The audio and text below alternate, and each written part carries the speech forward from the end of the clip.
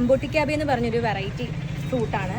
അത് കണ്ടോ, ഫ്രൂട്ട് എങ്ങനെയാണ് പിടിക്കുന്നതെന്ന് വെച്ചാൽ ഇതിന്റെ മെയിൻ തടിയിൽ, അതായത് ഇത്രയും ചില്ലുകളുണ്ടെങ്കിൽ ചില്ലകളൊന്നും പിടിക്കില്ല, അതായത് ഇതിന്റെ മെയിൻ തടിയിലാണ് ഫ്രൂട്ട് പിടിക്കുന്നത്. ഇത് നമ്മുടെ മരം മുന്തിരി എന്നറിയപ്പെടുന്നതിനെ മുന്തിരി, മുന്തിരിയുടെ അതേ ടേസ്റ്റ് തന്നെയാണ് ഇതിന് വരുന്നത്. മുന്തിരിയുടെ അതേ ടേസ്റ്റ് തന്നെയാണ് വരുന്നത്. വേണ്ടേ, നല്ല വലുതാണ്.